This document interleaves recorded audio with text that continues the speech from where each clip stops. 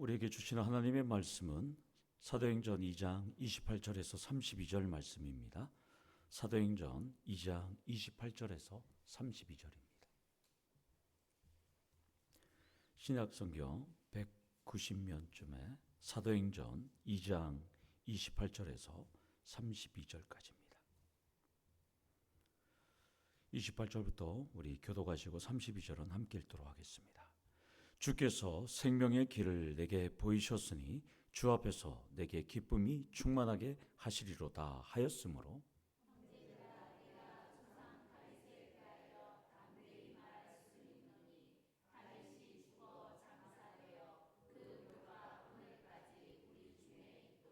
그는 선지자라 하나님이 이미 맹세하사 그 자손 중에서 한 사람을 그 위에 앉게 하리라 하심을 알고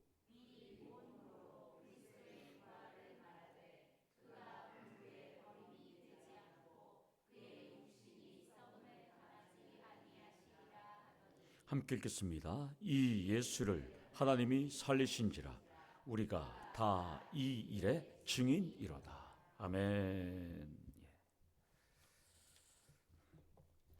제가 한 번 말씀을 드렸던 것 같은데요. 제가 목포에 있을 때 우리 교회의 간사를 맡고 있는 권사님이 마트에 갔다가 로또 복권을 팔길래 사장님 이거 어떻게 구입합니까? 로또가 나온 지 한 10여 년이 지났는데도 이 권사님은 로또를 한 번도 안 사봤어요. 그래서 방법을 자꾸 물었더니까 안 판다고 그랬대요. 사장님이. 가르쳐주는 에너지에 비해서 차라리 안 파는 것이 더 속 편하니까 사장님 빨리 가라고. 됐다고 이랬다는 거예요. 저도 로또와 연금 복권을 구입한 적이 있습니다. 구입 이유는 노후 대비였습니다. 신대원 소명을 받고 서울에 매주 월요일 성북구 미아 사동 미아역에서 내려서 5분 걸어가면 저희 신학 성경 연구원이 있어요. 거기서 하루 종일 아침 9시부터 밤 9시까지 12시간 밥, 점심, 저녁 먹고 성경만 보거든요. 거기서 교육받기 전에 항상 그 근처 로또 복권방을 찾아갔습니다. 그래서 10,000원어치 복권 사고 연금 복권 10,000원어치 매주 20,000원어치 샀는데요. 어느 날 갑자기 귀에서 음성이 들렸어요. 뭐라 그런 줄 아세요? 너 그거 당첨될 줄 아냐? 그 이후에 제가 또 샀을까요? 안 샀을까요? 좀 더 샀습니다. 깜짝 놀랐지만 계속 서울 갈 때마다 샀어요. 계속 낙첨됐어요. 그러다가 제가 결단을 내렸어요. 내 인생 하나님 앞에 맡긴다고 신대원 입시를 준비하면서 연금 복권하고 로또 복권을 사는 저의 모습이 참 우습기도 했어요. 그리고 제가 복권에 당첨된다면 제가 도처운교회 와갖고 로또 복권을 사십시오. 금요기도에 수요예배 나와봤자 소용이 없습니다. 이런 말을 하면 안 되잖아요, 제가. 그래서 제가 그때부터 복권을 사지 않게 됐습니다. 그렇다고 여러분들이 복권을 사거나 연금에 가입되거나 또 투자를 한다는 것 제가 죄다고 또 정죄하는 건 아닙니다. 투자할 수 있습니다. 사세요. 당첨되면 여러분들 교회를 위해서 열심히 하시면 되잖아요. 최근에도 우리 딸 때문에 광주에 갔다가 로또 복권방이 있길래 저걸 사야 되나 말아야 되나 고민이 조금 있었어요. 왜냐하면 당첨되면 교회 땅을 좀 사려고 그런 마음이 있었습니다. 목회자가 되어서 가장 절실했던 것은 제 인생의 유일한 인생 대박 복권은 예수 그리스도였습니다. 구원자이신 예수님, 나의 모든 삶을 책임진다는 것을 저는 깨닫고 난 다음에 그 모든 것을 다 던지게 되었죠. 제 인생 최대 로또 복권이 뭐냐 그러면 예수님입니다. 예수 그리스도만이 제 삶의 전부고 또한 예수 그리스도만 닮아가기 위해서 저는 바라볼 뿐입니다. 그렇다면 오늘 이 자리에 수요예배로 나오신 우리 성도님들은 인생 최대의 로또 복권은 무엇일까요? 돈인가요? 땅일까요? 가족일까요? 명예일까요? 즐거움일까요? 편안한 노후일까요? 본문은 우리가 너무나도 잘 아는 예수님, 그러나 복권과는 거리가 먼 것 같은 이 예수님이 누군지를 베드로 사도는 지금 설교하고 있습니다. 본문 28절에서 32절 오늘 읽었던 말씀은 25절부터 진행되는 시편, 다윗의 시편을 인용하는 내용이에요. 다윗의 시편 16편 8절에서 11절 말씀을 인용합니다. 인용한 이유는 다윗은 예수님이 메시아라는 것을 1000년 전에 예언했다는 거예요. 여러분 대단하지 않습니까? 다윗이 나의 후손 중에서 메시아가 온다라고 지금 예언을 하고 있는 거예요. 그리고 그 다윗이 예언하신 메시아가 예수라고 지금 베드로가 전하는 겁니다. 여러분들 중에 후손 중에 지금 1000년 뒤에 메시아 온다라고 여기서 예언하실 분 있을까요? 다윗은 정말 대단한 분이죠. 그래서 베드로는 다윗이 선지자다 이렇게 말하는 겁니다. 부활하신 주님을 1000년 전에 자기의 후손이신 예수님이 아니라 그리스도가 오시는데 그 메시아가 오는데 부활하실 것이다까지 예언합니다. 대단합니다. 우리. 그리고 이것을 베드로는 목격했기 때문에 다윗이 말한 시편 16편에서 말한 그분이 얼마 전에 죽었다가 3일 만에 부활하신 그분이 예수님이고 그분이 그리스도다라고 지금 전하고 있습니다. 베드로에게 있어서 인생 최대 로또 복권은 누구였죠? 예수님이셨습니다. 여러분들도 인생 최대 복권이 예수님이 되기를 원합니다. 우리 삶도 믿음과 함께 예수님이 최고라는 신앙이 우리에게 있어야 된다는 것이죠. 그러나 현대 수많은 그리스도인들은 예수님이 최고이다기보다는 부모님에 의해서 가족에 의해서 그냥 종교 생활을 합니다. 그냥 대충 왔다가 의무적으로 주일 예배 드렸으면 우리 딸 같은 경우에는 그 교회 갔다 오면 주보를 사진을 찍어서 카톡으로 보내요. 톡방에 올려요. 제 오늘 교회 다녀왔습니다. 인사를 하는 거예요. 요즘 전부 학생들이 그렇게 교회만 다녀와도 고맙죠. 그러나 그들의 안에 과연 하나님을 아는 지식, 또 예수 그리스도 아는 지식, 또 그분이 나의 구세주, 또 그분만이 나의 유일한 신앙일까? 그것은 여러분들이 한번 점검해 보셔야 되는 것이죠. 그래서 제가 우리 전도폭파 훈련생들하고 전문을 이제 애우면 교회 안에 주일만 나오시는 분들을 타켓으로 붙잡아서 물어보려고 그래요. 네. 지금 죽어도 천국에 가실 수 있습니까? 이것부터 물어보는 거예요. 네, 여러분들. 지식과 영성은 비례해야 합니다. 지식만 많으면 어떻게 되죠? 가분수가 됩니다. 영성만 세면 또 어떻게 된다 그랬죠? 제가 은사주의자, 신비주의자가 되는 거예요, 여러분들. 그래서 지식과 영성은 비례해야 되는데 베드로 사도는 영성과 지식이 비례한 삶을 살았다는 것입니다. 사랑하는 성도 여러분, 예수님이 우주 최고의 로또 복권임을 믿습니까? 예수님만 믿으면 영원한 하늘나라의 왕자와 공주로 사는 것을 믿습니까? 아멘. 그렇다면 예수를 모르고 사탄의 종으로 살아가는 수많은 사람에게 예수님이 인생 최고의 복권이고 또한 무한한 당첨금이라는 것을 전하시는 우리 성도님들 되기를 간절히 축원합니다. 예. 오늘은 특별히 이 노예에 대해서 나누려고 그래요. 노예. 우리가 노예를 이제 이적하고 가입되니까 자료를 나눠줄 겁니다. 홈피의 목회일지를 보신 분들은 조금 내용들을 아실 거죠.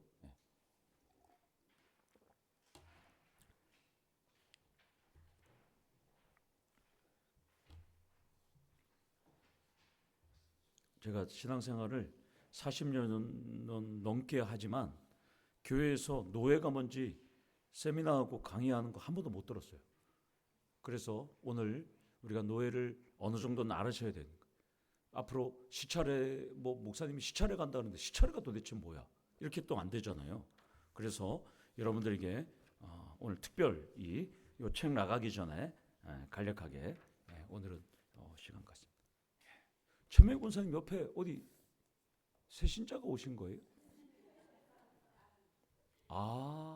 영국에서? 아이고 감사합니다. 제가 일단 그 광고 시간 인사시킬게요. 예. 다 남으셨어요? 다 주셨어요? 예. 자, 자료를 보면 1페이지를 보면 예. 우리 노예를 하는데 도대체 노예가 뭐냐? 이걸 알아야 되잖아요, 여러분. 저희들의 소속은 대한예수교 장로회 총회 합동교단입니다. 저희가. 그래서 대한예수교 장로회 총회 통합, 대한예수교 장로회 총회 고신, 대한예수교 장로회 아니죠. 기독교 장로회로 나가죠. 기장 측은. 그래서 대한예수교 장로회 총회 백석 뭐 이렇게 나갑니다. 그래서 저희들은 합동교단입니다. 작년에 우리 장로님이 울산 우정교회에서 2024년 10월달 109회 총회가 열렸는데 109회라는 것은 우리가 1900 그때부터 그러니까 지금으로부터 109년 전부터 총회가 있었던 거예요. 우리 지난 10월 기준으로 우리 총회 산하의 노회 수가 164개입니다. 164개. 그리고 저희가 속해 있던 노회가 삼산노회였는데요. 이제 이적하려는 노회가 경동노회입니다. 근데 지지난주에 두 분이 반대하셨어요. 그래서 그분은 삼산노회에서 여전히 계셔야 되는데 일부러 그러지 않았다 생각하는데 물론 100%는 필요 없으니까 감사합니다. 그래서 그 삼산노회에서 저희가 경동노회로 이적을 하게 합니다. 그래서 이제 총회 조직 이번에 조직을 보면 대한예수교 장로회 총회라는 큰 총회가 있어요. 근데 이 총회가 이 역할을 감당할 수가 없어요. 모든 목사의 소속은 노회가 있거든요. 그런데 총회와 노회 사이에 대회라는 게 있어요. 근데 이거는 사문화됐어요. 노회가 한 3개 이상 구성이 돼서 대회를 만드는데 사실 저희는 지금 총회 산하에는 대회라는 게 없어요. 다른 교단도 없어요. 그러니까 대한예수교 장로회 총회가 있고 그 다음에는 노회가 있는데 저희는 삼산노회에 있었고 그리고 우리는 이제 경동노회로 갈 것이다.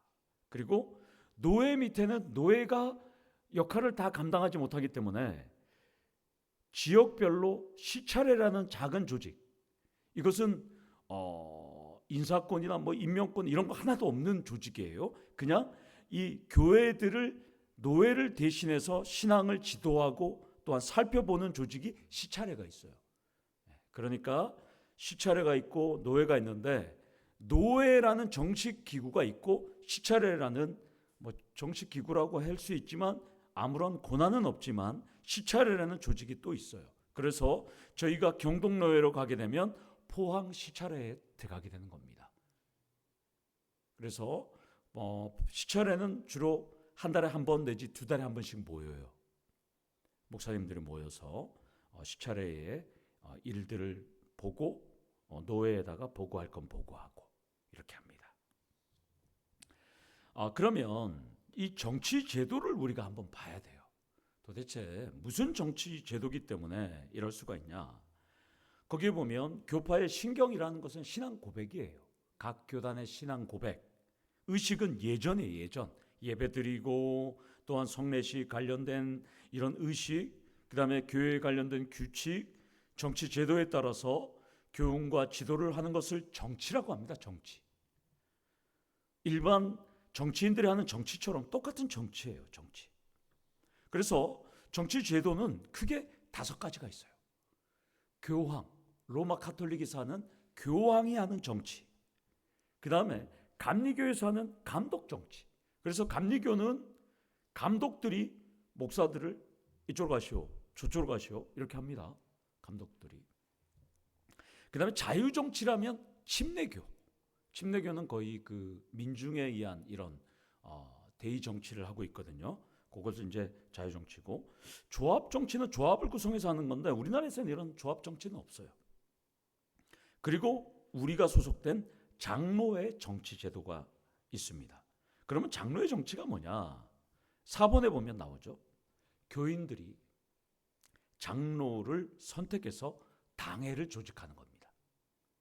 그리고 그 당회로 치리권이라는 것은 예수님에 대한 성찬을 받을 자격이 있느냐 없느냐, 또한 교인들이 신앙생활을 잘하느냐 못하느냐에 대한 치리권을 행사하게 하는 그거죠. 그래서 교인들이 이 사람 잘못됐어, 이 사람 잘못됐어 그러면 서로 싸우잖아요. 그러니까 대표인 장로님들을 선택해서 그 장로님들이 이제 교인들을 치리하는 것이 당회입니다, 여러분들. 그런데 그러면 장로님은 어떻게 선출하느냐? 세례교인 25명 이상당 한 명씩. 그러니까 우리 교회는 세례교인이 25명이 넘잖아요. 그러니까 25명까지 한 명이니까 우리가 25명에서 50명 되니까 두 분이 계시는 거예요. 그럼 앞으로 우리 장로님 더 뽑자. 못 뽑아요. 인원이 돼야 되는 거예요. 어떤 교회는 막 뽑긴 막 뽑아요. 근데 그러면 안 되고 저희 헌법 제9장 제1조 당회의 조직에는 세례교인 25인이 장로님 한 분이 선출의 목적입니다. 그래서 세례교인 25인 이상인데, 그래서 당회는 7위 장로인 장로님과 또한 7위 장로와 강도 장로를 함께하는 목사와 함께 조직된 이 당회가 이끌어가는 것이 우리 장로회 정치입니다. 자, 여기서 질문이 나옵니다. 감리교는 감독 정치인데 장로가 필요할까요? 안 필요할까요? 없어야 돼요. 거기에 장로님이 있다는 건 거기는 감리교가 아닌 거예요. 사실 처음에는 없었어요. 우리나라 들어왔을 때도 없었어요. 근데 장로교가 우리나라에 이렇게 와서 이렇게 당회를 구성해서 하는 걸 보니까 감리교가 보니까 저 괜찮거든요. 그래서 장로를 뽑는 거예요. 거기서 원래 없었는데. 침례교는 최고가 안수집사였어요. 근데 침례교도 가만히 보니까 장로 직분이 그럴싸한 것처럼 보이는 거 봐요. 그래서 우리나라 와서 그들이 장로를 뽑아요. 미국엔 장로가 없어요. 우리나라 와서 완전히 그냥 다 변질이 됐어요. 여러분들이 그래서 감리교 신자나 침례교 신자를 만들면 속으로 그냥 쯧쯧쯧 거리면 돼요. 이 정치 제도를 자기들이 엉터리로 지금 하고 있어요. 그래서 이렇게 주관하고 상회는 노회와 대회와 총회가 있다. 그래서 우리도 세상 법정 가면 1심, 2심 대법원이 있듯이 우리도 당회, 노회, 대회, 총회. 근데 대회가 없으니까 3심제 7회가 우리도 있는 것이죠. 그러면 노회가 무엇인가?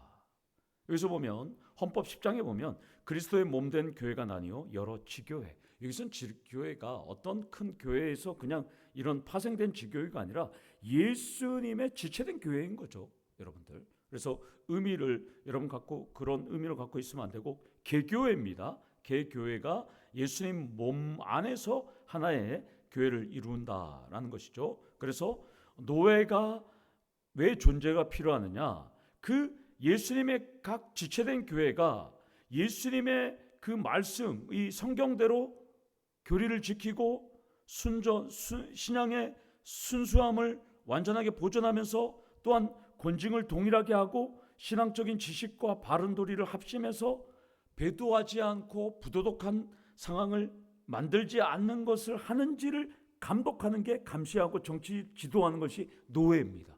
그래서 노회가 필요한 거예요. 개교회가 막. 그래서 이것은 사도시대부터 있었던 거예요. 최초의 총회가 사도행전 15장에 보면 예루살렘 총회가 일어나잖아요. 그래서 있습니다. 그러면 노회의 조직은 어떻게 하느냐? 이번에 보면 노회는 일정한 지방 안에 모든 목사가 노회 회원입니다. 그러니까 저는 우리 교회의 소속이 아니라 저는 엄밀히 따지면 노회 소속이에요. 그래서 노회에서 파송받아서 여러분들이 저를 선택한 위임 목사입니다. 그래서 저의 소속은 노회고, 그리고 장로님들의 소속은 우리 교회 당회입니다. 이해가 되시죠? 네. 그러니까 저는 당연직으로 노회 회원이에요. 그러나 장로님들은 교회의 당회원이기 때문에 장로님들이 노회 회원이 되는 기준이 있어요. 거기 나와 있어요. 총대로 가셔야 돼요. 세례교인 200명 미만이면 1인. 그래서 우리 교회 총대는 남장로님이셔요. 200명당 1명이니까. 그래서 200명당 1명. 그리고 200명에서 500명이면 우리 교회가 만약에 그렇게 되면 2명을 총대로 보낼 수 있어요. 그리고 500명 이상에서 1000명이면 3명을 보낼 수 있고요. 1000명 이상이면 4명을 파송해요. 그러니까 1000명 넘으면 무조건 4명밖에 안 되는 거예요.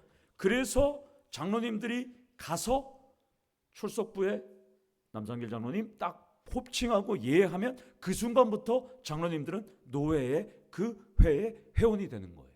이해가 되시죠? 네, 이렇게 되는 겁니다. 따라서 제가 뭘 잘못하고 제가 문제가 있으면 노회에서 저를 질의하고 노회에서 하는 거예요. 장로님들은 우리 교회에서 1심 이렇게 하는 거예요. 그래서 소속이 다르다라는 것이죠. 넘기면 이 페이지를 보면 노회 조직은, 그러면 노회는 어떻게 만드냐? 21개 당회가 있어야 돼요. 그걸 21 당회라고 부릅니다. 여러분들 헷갈릴까 봐 제가 밑에 이 박스로 만들었어요. 그러니까 일단 이거부터 한번 읽으면서 가볼게요. 당회란 한 개 교회에 목사와 장로가 있는 교회로 이것을 조직교회라고 하는 거예요. 따라서 우리 더처음 교회에 담임 목사는 있는데 장로님이 없으면 미조직교회예요.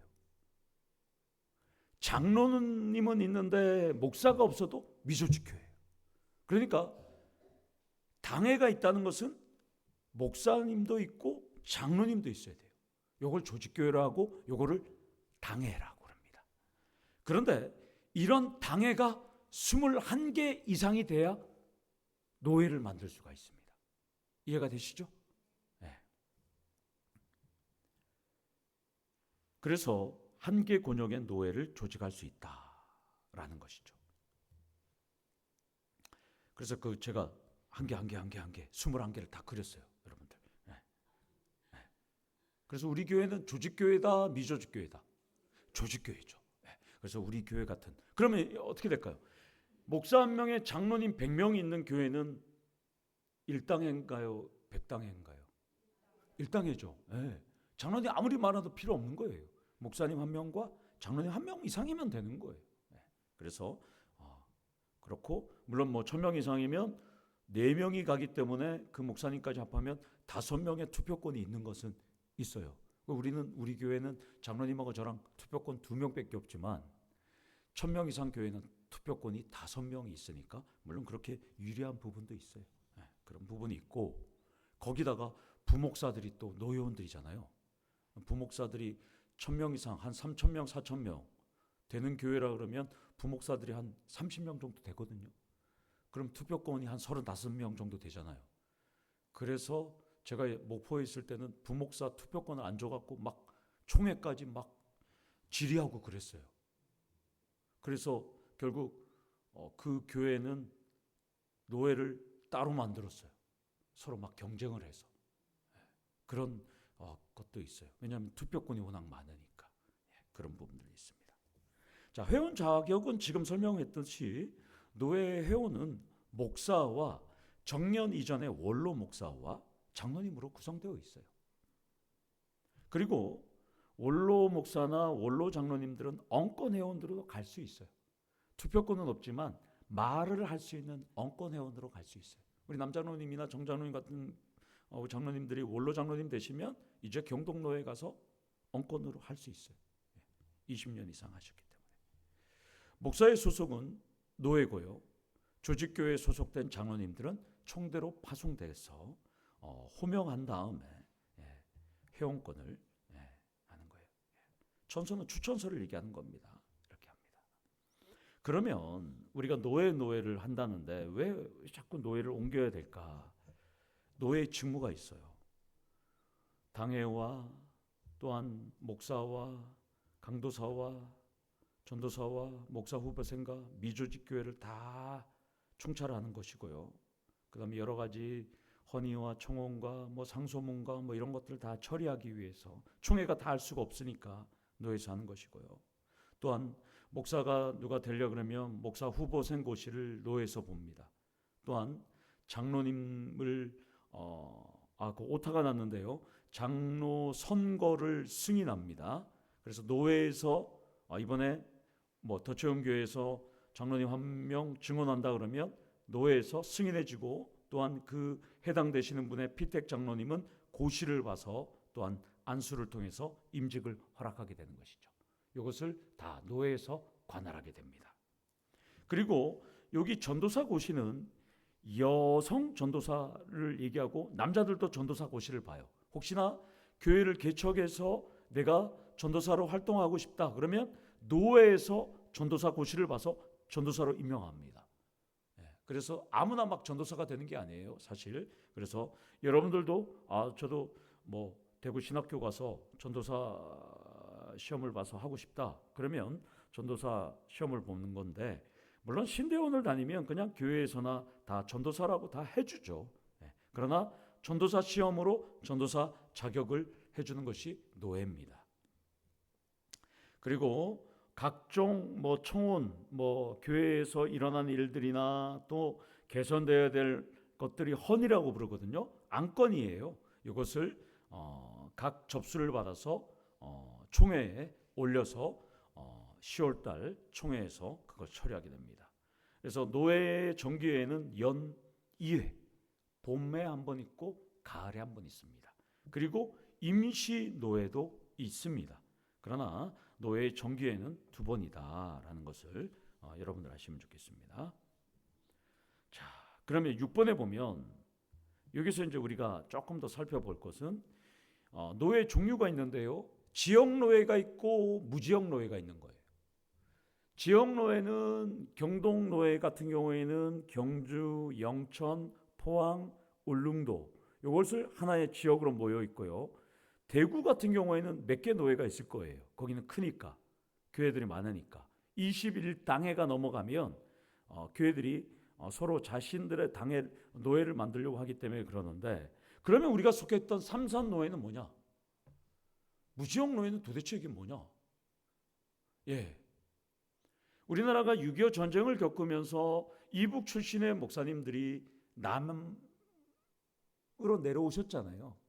이분들이 통일을 대비하면서 남한에 있는 노회에 속하지 않고 나는 황해노회, 평양노회 이렇게 만드셨어요. 그래서 이분들이 21당회를 만들고 또한 그렇게 해서 지금 이렇게 존속이 되고 있어요. 그래서 삼산노회의 연역은 저는 잘 모르겠지만 어찌됐든 간에 그렇게 해서 무지역 노회가 있는 거예요. 그래서 저희는 무지역 노회에 가입이 되어 있었던 것이고, 이제 우리가 지역 노회, 어차피 지역에서 활동하는데 지역 안으로 들어와야 되잖아요, 여러분들. 그래서 저희가 지역 안으로 들어왔습니다. 이제 여러분들 조금 이해가 되시죠? 우리가 왜 삼산노회에서 경동노회로 들어오게 됐는지. 그리고 이제 아까도 잠깐 설명했지만 시찰회는 노회 안에 권역별로 교회의 영적 형편을 살피기 위한 조직이라는 거예요, 여러분들. 그래서 시찰장들이 있고 또 시찰의 서기들도 있고 회계도 다 있는데, 그래서 우리가 포항 시찰에 들어간다. 그러면 우리가 들어가는 경동노회는 어떻게 될까? 여러분들, 그래서 제가 친절하게 홈페이지 사이트까지 올려놨어요. 왜냐하면 경동노회 치면 통합 경동노회가 떠요. 그래서 여러분들이 잘 찾으라고 합동 측 경동노회 사이트를 올려놨어요. 물론 뭐 내용은 그렇게 없어요. 그래서 제가 여러분들한테 우리가 갈 경동노회를 지금 소개시켜 드리는 거예요. 경주, 영천, 포항, 울릉 지역에 총 79개 교회가 현재 가입되어 있더라고요, 여러분들. 그리고 경주 시찰에는 16개 교회가 있더라고요, 우리 교단의 교회가. 영천 시찰에는 26개 교회가 있어요. 그리고 포항 시찰에는 37개 교회가 있는데요. 많죠. 그리고 포항 시찰에는 울릉 지역까지 교회가 있어요. 그랬으니까 이제 제가 포항 시찰에 가서 잘 목사님들하고 잘 한 다음에 여러분들이 혹시 울릉도에 갔다가 못 넘어올 때는 제가 그 울릉도의 목사님들한테 전화해서 우리 교회 성도님들 좀 재워주십시오 이렇게 전화할게요. 그러면 되잖아요, 여러분들. 그리고 여러분들 어디 가면 그렇게 이제 가깝게 지내면 되고, 또 우리 장로님들 같은 경우에는 울릉도에 있는 장로님들하고 연결이 되면 이때 또 가서 또 잘 이렇게 만나고 그렇게 할 수 있는 것이죠. 자, 그래서 경동로에 들어갔더니까 산하기관 및 친목회가 있더라고요. 경동 성경 신학원이 있더라고요. 이것은 이제 성도들이 성경 공부를 배우는 곳인 것 같은데 2022년도까지는 있었던 것 같아요. 근데 요즘은 조금 활동을 안 하는 것 같은데 그런 게 있었고요. 그리고 이제 우리 성도님들 같은 경우는 이제 여전도회가 돼가게 되겠죠. 그래서 여전도회, 연합회. 그래서 저는 우리 교회 성도님들도 젊었을 때 좀 들어가셔서 지금 들어가면 좀 어렵겠지만 젊은 분들, 우리 집사님들이나 좀 권사님 젊은 분들은 가입돼서 들어가면 뭐 회계, 총무, 서기 하다 보면 이제 여전도 연합회장도 해요. 그래서 좀 하셨으면 좋겠어요. 저는 개인적으로 여러분들이 좀 가입하셔서 이제 하시면 교회도 조금씩 지원해 주실 테니까 여전도 연합회 들어가셔서 이 지역에 분들하고 좀 교류도 하시면서 더체험교회를 좀 알리시면 좋겠고, 가장 큰 목적은 주일학교 연합회입니다.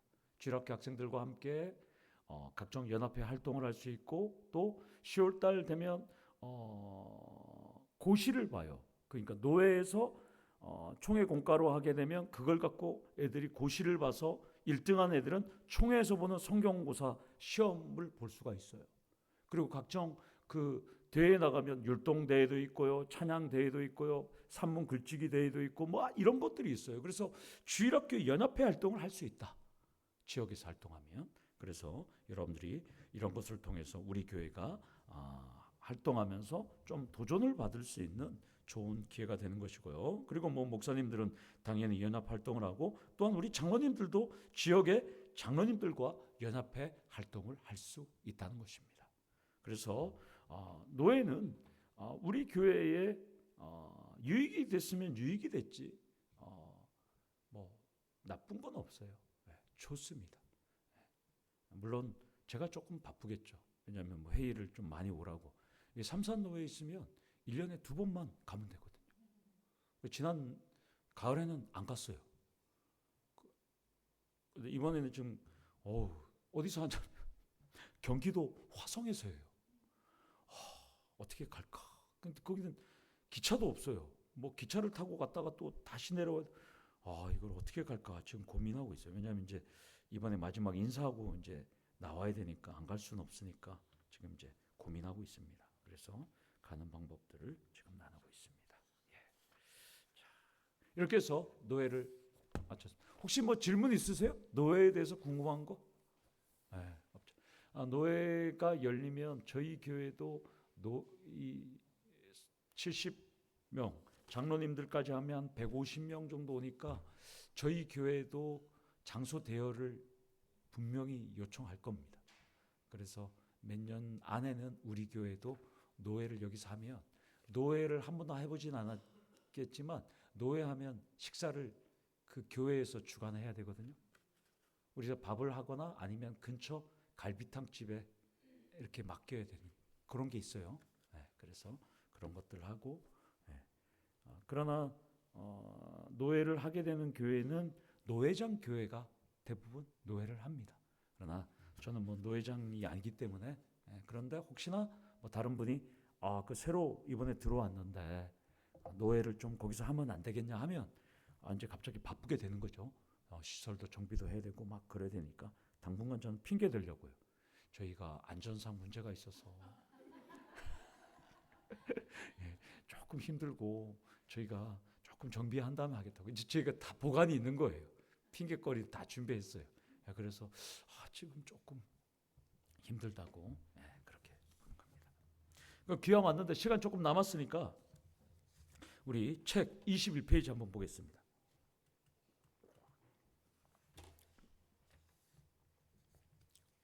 기도 많이 해주십시오. 지금 그 산불 때문에 막 그런데 오늘 저녁부터 제주도에서 비가 온답니다. 내일 우리 경북도 비가 온다니까 여러분들 기도 많이 해주셔서 그 비구름이 그대로 올라올 수 있도록 기도해 주시기 바랍니다. 그리고 꽃이 폈어요. 지금 벚꽃이 하루하루 달라져요. 와, 참 예쁜 것 같습니다. 주말에 여러분들 신앙에 지장이 없는 범위에서 벚꽃 구경들 잘 다녀오시면 좋겠습니다. 21페이지에 도대체 직분이란 무엇인가? 라고 우리 이성호 교수님이 아주 도발적인 질문을 하셨어요. 도대체 이렇게 말합니다. 얼마나 직분에 대한 문제가 많으면 도대체라는 단어를 쓰는 것이죠. 성경이 말하는 직분은 여러 의미로 사용되는 것이죠. 밑에 보면 그의 직분, 헬러 에피스코펜이라고 하죠. 이것은 타인이 취하게 하소서. 이건 내용이 그거죠. 가룟 유다의 직분을 이제 새롭게 선출하는 거잖아요. 이때 누가 선출됐습니까?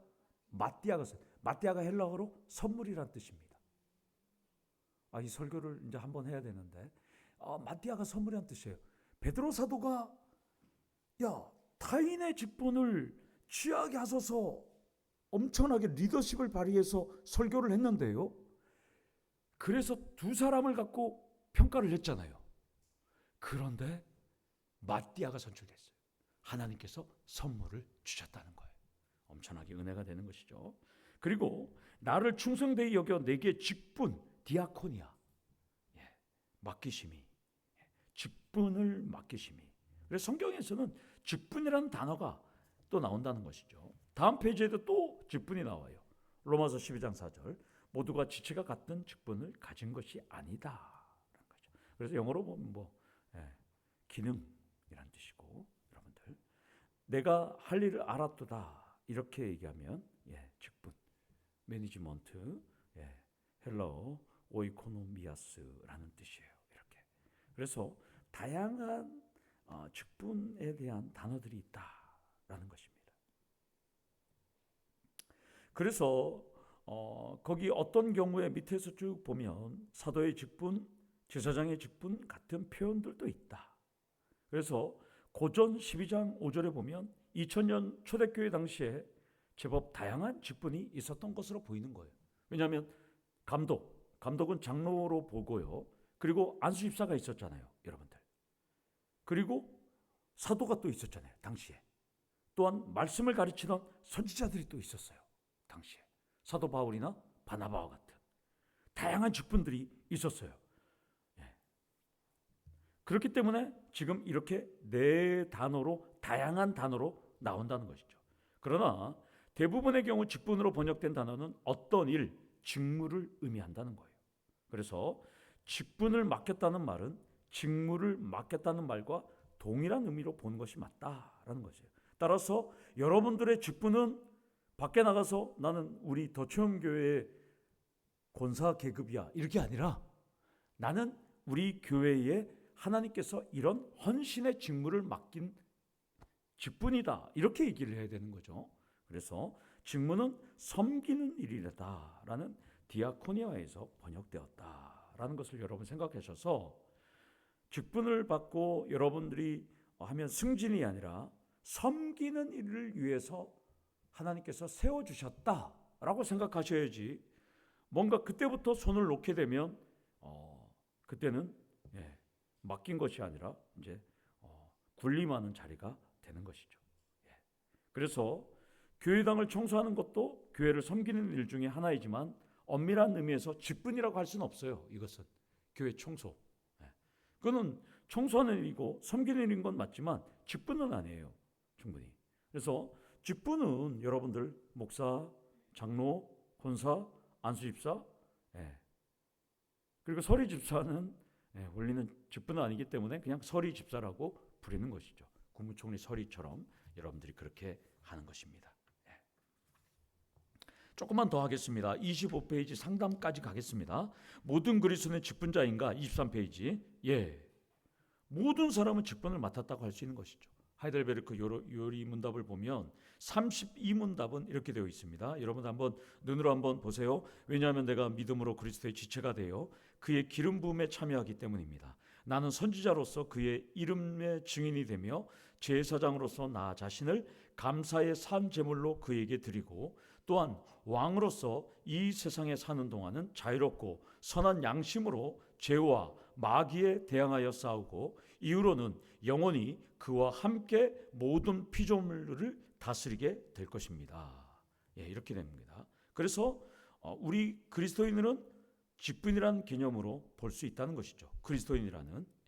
그래서 만인 제사장 교리뿐만 아니라 만인 선지자 교리, 만인 왕 교리까지도 가르쳐야 한다라고 이해할 수 있을 거예요. 지금 이 고신 측 교수님이 상당히 어, 엄청 진보적인 얘기까지 한 겁니다. 지금 우리는 만인 제사장, 만인 선지자, 만인 왕이라는 거예요. 성경적인 말씀을 지금 하고 있는 거죠, 여러분들. 그러니까 중세에는 신부만, 사제만 제사장이라고 그랬잖아요. 그런데 종교개혁 이후에 루터를 포함해서 칼빈이 우리는 만인 제사장이다 이렇게 하는 겁니다. 그리고 만인 선지자, 여러분들도 가르칠 수 있기 때문에 만인 선지자, 우리는 예수님과 함께 왕노릇을 하기 때문에 만인 왕, 멋있는 말을 지금 하고 있습니다. 그래서 하나, 둘, 셋, 넷, 다섯 번째 보면 개별 임무, 공통 임무, 제한적인 임무 이런 데 내용이 나옵니다. 모든 성도가 제사장이고 왕이고 선지자인 것은 맞지만 모든 성도가 목사고 장로고 집사는 아니라는 거예요. 여러분 이걸 꼭 명심하세요. 구분성과 한계선이 있다는 거예요. 제한적인 임무가 있다는 거예요. 그리고 공통의 임무도 있어요. 또 개별적인 임무도 있다는 거예요. 따라서 성도에게 세례를 베풀거나 성찬을 거행할 수 있는 것이 다 아닌 것이죠. 그러나 공통의 임무는 모든 성도가 왕으로서 죄와 마귀에 대항해 싸워야 한다는 것이죠. 그래서 또 교회 안에 있는 악인들을 출교할 수 있는 것은 아니죠. 그래서 당회가 출교할 수 있는 것들을 결정하고 이제 공동회에 묻고 또 하는 것, 이런 것들은 다 한계선과 구분선이 있다는 것을 여러분들이 다 하는 것이죠. 그리스도 이름을 다 증언하는 전도자들이 되어야 되지만 공적으로 설교권, 강도권이 있는 것은 또 담임 목사가 있는 것이고요. 그러면 강도권이 없는 전도사들은 어떻게 설교를 하느냐? 그것은 담임 목사가 강도권을 임명을 할 수 있으니까 전도사들도 설교를 할 수 있다는 것이죠. 여러분들, 여기서 우리는 그리스도인인 모든 성도에게 공통적으로 맡겨진 직분과 제한된 성도에게 맡겨진 특별한 직분이 있다는 거예요. 여러분들. 그래서 교수님은 지금 여기서 말하고자 하는 게 이거예요. 모든 그리스도인이 아니라 제한된 성도에게 맡겨진 특별한 직분에 대해서만 본인이 말하겠다라는 거예요. 오늘 이 책을 쓴 이유가. 그래서 성경의 명시적인 가르침에 근거하지 않은 찬양팀, 구역장, 물론 이 고신이기 때문에, 우리 고신은 권사님이 없어요? 고신교회는 권사님이 없나요? 있죠. 그러나 이제 헌법에는 아니기 때문에, 우리랑 똑같기 때문에 지금 여기다가 권사가 넣었는데, 그래서 청년회장 같은 경우에 여러분들 이것은 성경의 명시적인 가르침이 아니다라고 하지만 교회 직책이 아니라 주께서 몸된 교회에 주신 특별한 직분, 목사와 장로, 집사에 대해서 말하려고 한다라는 것이에요. 그래서 이런 구분은 대단히 중요하다는 것이죠, 여러분들. 여담이지만 저랑 같이 공부했던 목사님이 3년 동안 공부했던 목사님이 고신 출신이었어요. 부산 출신이었는데 자신 교회에서 주일 오후 예배를 드리는데 그때 청년 헌신 예배였대요. 그래서 청년회장이, 우리도 예전에 헌신 예배 있었죠. 전도회별로 맞죠. 그다음에 선교부 헌신 예배 이런 게 있었는데, 그래서 헌신 예배를 드려갖고 청년회장이 사회 보고 이제 광고 마치고 이제 목사님 축도할 시간 됐어요. 근데 청년회장이 순서를 깜빡한 거예요. 그 뒤에서 빨리 축도 시간 됐다고 담임 목사님. 이 청년회장이 당황해갖고 청년회장이 축도했대. 지금은 들은 건 있어갖고. 얼마나 배꼽 잡았는지 자신의 고신측 교회에서 부산에서 청년회장이 그래 알았어. 지금은 우리 주 예수 그리스도의 성도님들이 다 안해했다는 거 아니에요. 그 얘기 듣고 얼마나 웃긴지. 어떤 교회 목사님이 축도를 해야 되는데 축도문이 갑자기 생각이 안 난 거예요. 지금은으로 시작해야 되는데 이거 지금도 생각이 안 나고 이제는 해도 괜찮거든요. 그래서 어떻게 한지 아세요? 요새는 제 에피소드 하나만 소개하고 마칠게요. 장례식을 갔는데요. 제가 담당 교구 장례가 그렇게 많이 일어났잖아요. 장례식을 설교하는데 기도를 이제 마지막에 설교 끝나고 기도를 축복 기도를 쭉 한 다음에 이제 이 축도로 자연스럽게 넘어가거든요. 근데 갑자기 축도가 생각이 안 나는 거예요. 그리고 축도의 끝이 생각이 안 나는 거예요. 우리 장로교는 지금부터 영원토록 함께 있을지어다로 끝나요. 그러나 통합 측은 축원합니다, 축복합니다 이렇게 끝납니다. 그러나 고신과 우리는 함께 있을지어다. 왜냐하면 성경 말씀에 우리 고린도전서나 바울이 함께 있을지어다로 끝나잖아요. 그래서 저희는 함께 있을지어다 끝이 생각이 안 나는 거예요. 지금은 우리 주 예수 그리스도 그냥 막 얘기한 다음에 끝이 생각이 안 나니까 제 입은 말을 하면서 머릿속으로는 끝을 생각하고 있으면서 한편으로는 분위기를 보고 있고, 제가 입체적으로 그날은 생각했어요. 와, 사람이 이렇게 입체적으로 움직일 수 있다는 걸 그때 깨달아요. 그래서 축도까지 가서 축도에서 한 3분을 기도했던 것 같아요. 그러다 갑자기 하나님 도대체, 그러면서도 한편으로는 하나님 생각나게 해주십시오 이것까지 기도를 한 거예요. 기도하면서 그러면서도 함께 있을지어다가 생각이 나서 딱 끝났어요. 그래서 눈치를 딱 보니까 은혜롭게 잘 맞췄거든요. 그 다음부터는 어떻게 했냐면, 그 다음부터는 반드시 축도문을 이 설교문 자리에다가 항상 갖고 갔어요. 항상. 그래서 이제 그런 실수 안 하려고. 그때는 이제 담임 목사가 아니니까 부목사들이 축도하기가 안 하잖아요. 우리 여기서 제 설교를 보셨겠지만 수요일 금요일을 축도 안 해요. 다 안 하고 부목사 우리 담임 목사님 본인만 축복권이 있다고 생각하셨기 때문에 그래서 저희는 안 했는데, 갑자기 이제 그 장례식 가서는 하니까 가서 하다가 그런 당한 적이 있어요. 그러나 여러분들은 혹시 구역 예배 드리면서 축도하시면 안 되시는 거예요? 저희들처럼 하는 거 아니죠. 알겠습니다. 기도하고 마치도록 하겠습니다. 하나님 아버지 감사합니다. 오늘은 노예도 살펴보고 직분에 대해서 조금 살펴봤습니다. 하나님, 우리가 노예가 뭔지 살펴보고 또한 어떤 일들을 하는지도 살펴봤습니다. 이제 우리가 삼산노예에서 경동노예로 옮기게 되는데, 지역노예에 가입해서 우리 성도님들이 마음껏 그동안 누리지 못했던 것들 하나하나 누리고 서로 이 지역에 있는 우리 성도님들과 친분과 교제를 나눌 수 있는 우리 성도님들 될 수 있도록 하나님 인도하여 주시옵소서. 예수님의 이름으로 기도드리옵나이다. 아멘.